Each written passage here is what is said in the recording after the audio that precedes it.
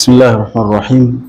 الحمد لله رب العالمين، وبه نستعين على أمور الدنيا والدين، وأشهد أن لا إله إلا الله ولي الصالحين، وأشهد أن محمدا عبده ورسوله الله عليه وعلى آله وأصحابه وسلم تسليما كثيرا. أما بعد، الحمد لله وإزاياك الله سبحانه وتعالى. Kitu ambacho leo insha Allah tabaraka wa taala Allah atanijalia kukikumbusha kwa muda mchache, nitakumbusha kuhusiana na kwenda kasi kwa mwezi huu mtukufu wa Ramadhan. Ramadhan kama alivyosema Allah subhanahu wa ta'ala, ndani yake kuna ibada kubwa ambayo ni ibada ya saumu. Ibada hii kufaradhishwa kwake Allah subhanahu wa ta'ala ametaja katika Qur'an pale aliposema, ya ayyuhalladhina amanu kutiba alaykumus siyam kama kutiba ala alladhina min qablikum la'allakum tattaqun. Kama Allah subhanahu wa ta'ala ameifaradhisha Ramadhan, kutiba alaykumus siyam, lakini kufaradhishwa kwa Ramadhan si kwa mwanzo, au nyinyi si watu wa mwanzo kufaradhishiwa Ramadhan. Ndani yake Allah subhanahu akaweka taslia, akaweka kama vile kuwaliwaza watu kwamba ameifaradhisha Ramadhan kama kutiba ala alladhina min qablikum, kama alivyofaradhisha kwa watu waliokuja kabla yetu. Makusudio, maqasid ya Allah kufaradhisha Ramadhan, kuiweka Ramadhan, anasema la'allakum tattaqun, ili tupate kumcha Allah, au huenda kwa hizo funga zetu tukafikia daraja la wacha Mungu. Kwa Allah jalla jalalu ameileta Ramadhan kwa lengo la kutulea nafsi zetu, kututoa katika mambo ya kumuasi Allah, kututoa katika daraja la chini na kutupandisha katika daraja la juu la ucha Mungu. Maisha ya mwanadamu katika hii dunia ni maisha machache sana, lakini ni maisha ambayo yana ghurur nyingi, udanganyifu ni mwingi sana. Kama hasa anapokuwa au anapojiona kwamba kidogo Allah subhanahu wa ta'ala amemweka katika level fulani, basi huwa anajisahau na dunia, akaishi katika vile ambavyo dunia inavyotaka, kinyume na vile ambavyo Allah subhanahu wa ta'ala anavyotaka.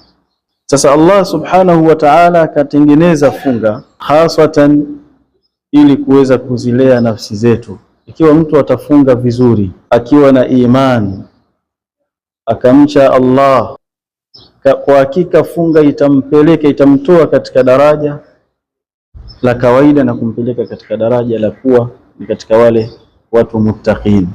Ndugu zanguni, hadhihi nasihati, katika nasaha zangu hizi kwamba siku zinakwenda mbio, Ramadhani inaondoka, ni ayyaman ma'dudat kama alivyosema Allah subhanahu wa ta'ala. Ramadhani ni masiku machache sana, unaweza ukahisi kwamba ni jana tu ndio imeingia Ramadhani, bali aliposema Rasuluna sallallahu alayhi wasallam kwamba itafika zama yatakarabu zaman, kwamba muda au zama zitakurubiana sana. Wakati akifasiri mwenyewe Mtume sallam hadithi hii ya kwamba zama au wakati utakurubiana, katika hadithi aliyosimulia Imam Ahmad bin al-Hanbal akasema, ash-shahru as-sana takunu kashahr, kwamba mwaka utakuwa kama vile mwezi mmoja, wa shahr kaljumaa ay al-usbu', na mwezi utakuwa kama vile juma moja. Bali akasema wal jumaa kalyawm, na juma moja litakuwa kama vile siku moja. Yawm kaqadri ihtiraki as-sa'f, na siku moja itakuwa ni kama vile kuunguza jani au kuti la mtende, yani kiasi cha kuchoma kuti la mtende moto likaungua, ndio saa itakuwa hivyo. Islam, Ramadhani inakatika, inakwenda haraka. Hiyo mpaka sasa hivi hujajibidisha katika khairati mbalimbali. Chukua nasaha zangu hizi, jipinde kwa ajili ya Allah. Mtume sallallahu alaihi wasallam kufundisha katika mafunzo yake hadithi ambayo ni hadithi ya kujichunguza na kujitizama. Hebu tizama kuanzia Ramadhani mosi mpaka leo, ni kipi ambacho kimekunufaisha kwa mwezi huu wa Ramadhani?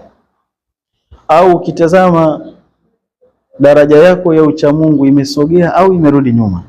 Ulivyokuwa kabla ya Ramadhani ndivyo ulivyo baada ya Ramadhani, kwa sababu Allah subhanahu wa ta'ala ametangaza la'allakum tattaqun, litartaqi ila darajati taqwa, ili mnyanyuke katika daraja la uchamungu. Tabia ulizokuwa nazo kabla ya Ramadhani bado mpaka sasa unazo? Au ni kwa namna gani unaiona nafsi yako katika hali ya ibada? Mtume sallallahu alaihi wasallam anatuambia hasibu anfusakum kabla an tuhasabu wa wazinu a'malakum kabla an tuzana alaykum.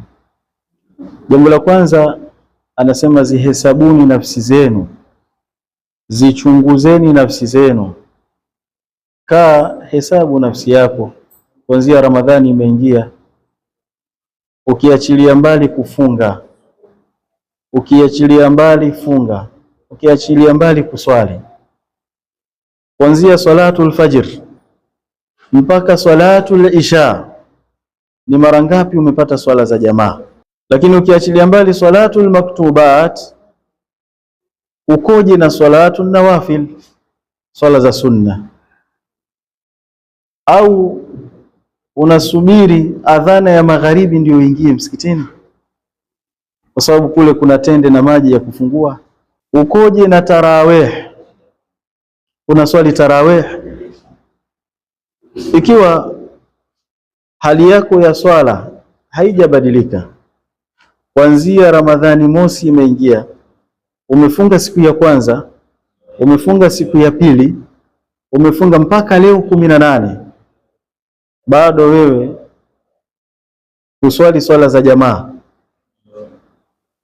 au huswali kabisa, basi ujue kwamba funga hazina natija au hazijakusaidia kitu chochote.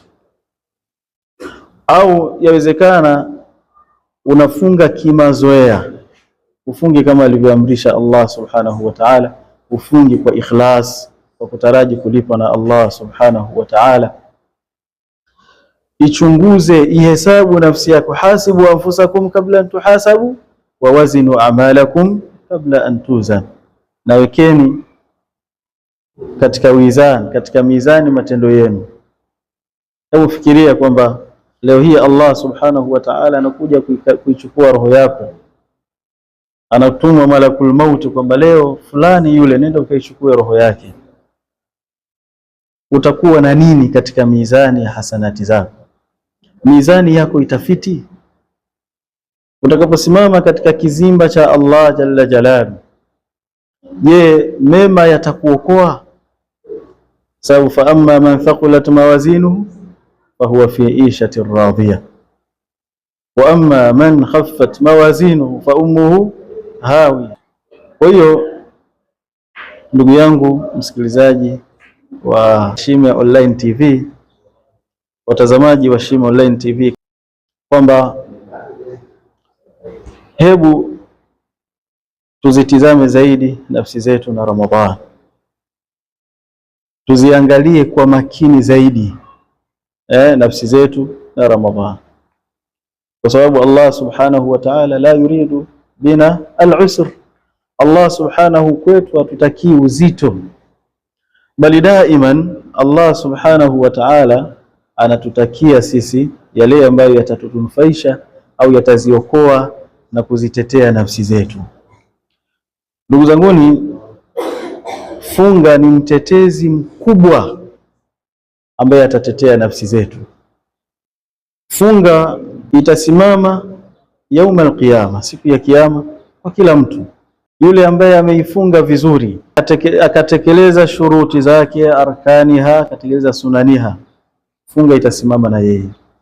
Fursa hii ambayo Allah subhanahu wa ta'ala ambayo anatupa mara moja kwa mwaka, tusiichezee, bali tuchukue hima kubwa mno kujitahidi. Na katika yale ambayo au katika ishara au dalili zinazoonyesha kwamba wewe funga yako inakubalika, Allah subhanahu wa ta'ala anaipokea, basi lazima utakuwa mwepesi katika taat, utakuwa mwepesi katika kumtii Allah subhanahu wa ta'ala, wala hutafanya uvivu katika taat.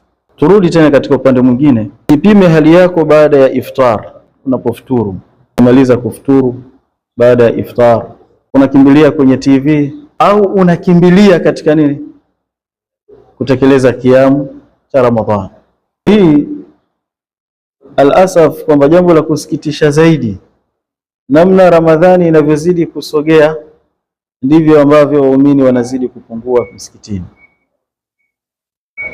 Siku ya kwanza watu walivyoipokea Ramadhani ni tofauti na siku ya pili, ya tatu, ya nne wanavyoipokea Ramadhani. Siku ya kwanza wana shauku kubwa, lakini siku zinavyozidi kusogea shauku inazidi kupotea. Na Allah alivyojalia Ramadhani, siku ya kwanza ya fungo ya Ramadhani ujira wake ni tofauti na siku ya pili. Yani kila siku zinavyozidi kusogea malipo yanazidi kufanyaje? Kuongezeka. Ujira unazidi kufanyaje? Kukua zaidi. Lakini wewe unamaliza kufuturu Ramadhani, unatafuta sehemu ya kuegemea na kutizama TV au uchukue simu yako uchati na nini, hali ya kuwa Mtume sallallahu alaihi wasallam ametuambia, man kama Ramadhana imanan wa ihtisaban ghufira lahu ma taqaddama min dhanbi, kama yule ambaye atakayeswali tarawih akasimama akaswali anasamehewa madhambi yake, ma taqaddama min dhanbi, madhambi yake yote yaliyotangulia Allah anayasamehe kwa wewe kuacha starehe nyingine ndogo ndogo, starehe ambazo hazina faida yoyote, kuangalia vipindi ambavyo havikunufaishi, alafu wewe ukaviacha ukaenda kuswali, Allah malipo yake anakulipa kusamehe madhambi. Lakini Mtume sallallahu alaihi wasallam kadhalika alituambia jambo kubwa la msingi, man qama ma al-imam hatta yansarif kutiba lahu, anayesimama pamoja na imam akaswali tarawih moja mpaka mwisho imamu akamaliza, Allah subhanahu wa ta'ala anamjalia kwamba yule mtu usiku wake wote anahesabika kwamba amesimama qiyamul layl, anaandikiwa thawabu na ujira wa yeye kusimama kisimamo cha usiku mzima. Kumalizia, niseme katika nasaha zangu kwamba ikiwa bado nafsi yako ukiitizama haina dalili ya kuelekea katika uchamungu, basi fursa ipo, kwa sababu yote hayo yanasababishwa na kule kumwasi Allah subhanahu wa ta'ala. Yani ukijiona unazembea katika ibada, basi ujue una madhambi. Maasi ndio sababu kubwa yanayopelekea mtu kuwa mvivu na kuzembea katika taa. Katika Ramadhani au masiku yaliyobakia, tumia wakati huu au nafasi hii kuweza kuleta istighfarat, kumwomba Allah subhanahu wa ta'ala msamaha.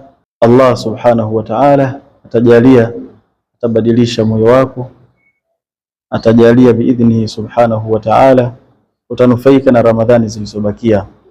Biashara, kuuza, kununua, usikufanye wewe ukapuuza ibada ya swala, ukapuuza ibada ya zaka, ukajiweka mbali na Allah subhanahu wa ta'ala, kama alivyosema Allah subhanahu wa ta'ala, rijalun la yulhihim tijaratun wala bay'un an dhikrillahi wa iqamis salah wa ita'iz zakah yakhafuna yawman tataqallabu fihi alqulub wal absar. Kwamba rijalun, kuna wanaume, kuna vidume ambavyo la yulhihim tijaratun wala bay', biashara wala kuuza na kununua hakuwafanyi wao wakamsahau Allah subhanahu wa ta'ala, wakaacha kusimamisha swala, wakaacha kutoa zaka katika kile alichowapa Allah subhanahu wa ta'ala, kwa sababu yakhafuna yawman tataqallabu fihi alqulub wal absar, wanaogopa siku ambayo nyoyo zitageuka na macho yatageuka.